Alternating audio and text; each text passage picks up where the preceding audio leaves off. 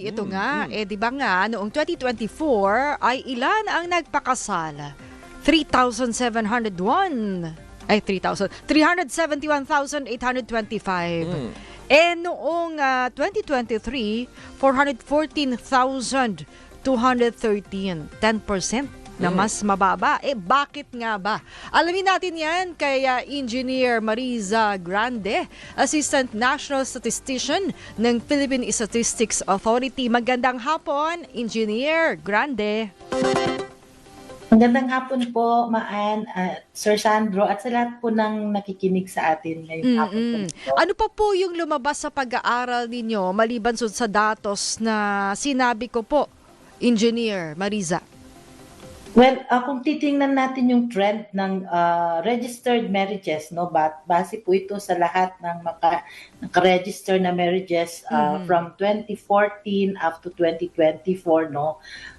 In general talaga ay nung umpisa merong pagtaas at pagbaba, pero nitong 2022 hanggang 2024 ma-observe na natin talaga yung pagbaba ng registration ng marriages, no. Nabanggit mo kanina, no, yung 2023 nasa 414,000 na lang, 414,213. At ngayong 2024, 371,825 na lang ang nasa ating datos. So, karamihan kasi, no, sa ating mga kababayan ngayon ay madami ang nag-live-in na lang or cohabitation. Kung kaya't kukonte yung legal na nagpapakasal. Oo. Saang rehiyon, Engineer Mariza, yung mas maraming nagpapakasal? NCR ba? Oo. Ito common, no? Ito po ay nasa Calabarzon. Ito yung pinaka-highest na may number ng registered marriages, nasa 54,981 or representing ito ng 14.8% ng national na data po natin. At sumunod dito yung National Capital Region na nasa 13% at yung ating pong Region 3 or Central Luzon 11.4%. So basically ito namang mga region na to ang may pinakamalaking populasyon. So sila po yung tatlong region na may pinakamalaking registered marriages po dito sa Pilipinas. Oo, ano man yung edad? At yung pinakamababa naman po ng marriages ay naitala natin sa Bangsamoro Autonomous Region in Muslim Mindanao na merong 2,629 or 0.7% lamang sa total na 371,825 na datos natin ng marriages. Yung age range, Engineer Mariza, ng mga ikinakasal, anong edad yan? Mula So, sa yung median age ngayon, no, medyo tumataas na din, no, makikita natin sa mga kababaihan na sa 28 years old na, yung median age bago magpakasal. Sa mga kalalakihan or male, nasa 30 years old na siya. So, mataas na siya na as compare in the previous years na mas bata yung nagpapakasal. So, ibig sabihin, medyo mas matagal bago mag-settle down yung mga kababayan natin ngayon. At lumagay sa tahimik na tinatawag. Oo.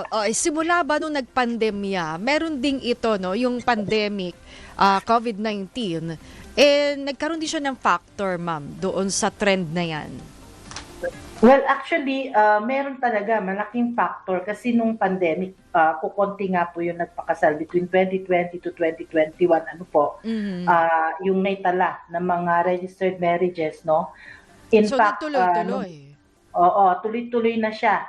Medyo umakyat lang siya nung 2022, pero from 2022 to 2024, tuloy-tuloy din na bumababa na.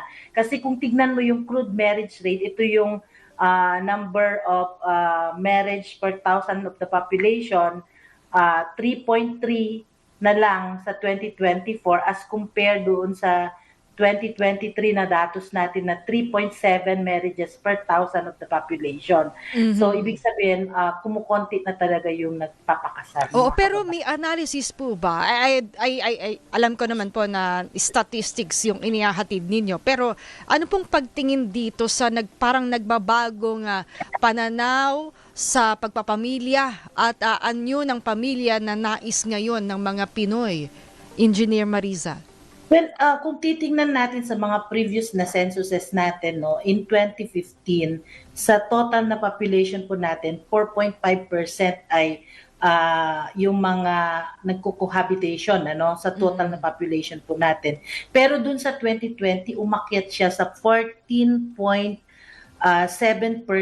ang nakatira sa live-in arrangement. So sobrang taas nung pag-akyat, no, nung lahat na nag-o-opt na mag-cohabitation na lang po yung mga partners. O kaya ito ay nag-account ng 12,662,420 ayon sa datos ng 2020. So makikita natin yung mga kabataan ngayon, dinidelay na nila yung pagpapakasal, nagli-live-in muna. So yung mga kabataan ngayon, Mas karamihan nagiging din practical. dito dahil nagkakaroon ng live-in, yung kanilang mga anak din nagkakaroon ng illegitimate or non-marital children. Ito yung Ma'am? mga implication naman po. Ma'am, ito po ba may connection sa relihiyon? Doon sa paniniwala din ng mga respondents natin?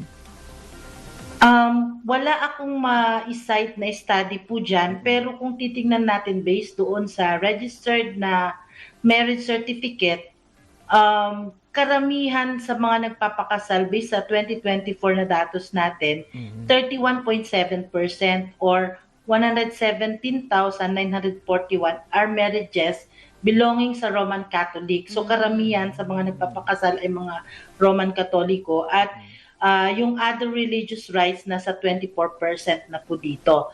Ang Muslim nasa 1.8% lang nitong 371,000 na ikinasal. So yun po, ibig po sabihin ang ating mga kasamahan, ang ating mga Katoliko, they still value the blessing of a marriage. Oo, pero so lumalabas ba ma'am yung financial stability? Tapos 'di ba yung mga Oo, mga kung may henerasyon trabaho. henerasyon din Oo. ng millennials, Gen Z, ang Kung may pagtingin ba nila? trabaho o wala. Kailangan practical muna tayo, 'di ba? Kailangan Maari stable po, muna maari tayo. pong Oo. isa sa reason ay yung stability, security ng financial din. Meron tayong information kung ano yung trabaho or magkano yung bracket nung kinikita ng mga Hindi mga yung nasa economic statistics na to. status kasi Oo. sa mayaman, di Kasi ba? baka kasi syempre madali siya magpakasal pakasal. because may pera. Oo. Yes. Yung mga datos na ganyan, maaari naman po nating kukuhanin, no, sa census. Pero dito sa aming registration sa marriage ay mga special tabulations po ito at hindi po available as of Ayan, sige. Yung ano po, nagulat din ako, ma'am, kasi parang itong Calabarzon, tama, no? Calabarzon, NCR at Central Luzon ay tinatawag na wedding hotspot. Ano po meron dun sa mga lugar na ito? Marami bang paraan para ikasal dyan? Mas maraming wedding coordinator na. Well, una kasi itong mga regions na din to ay pinakamaraming populasyon. Heavily So, populated. definitely, syempre, mas marami din yung number of marriages. Ano po? Isa rin po yan. Okay. Ayan, maraming salamat Engineer Mariza Grande, Assistant National Statistician ng Philippine Statistics Authority. Ayan, magbabalik pa ang ATM.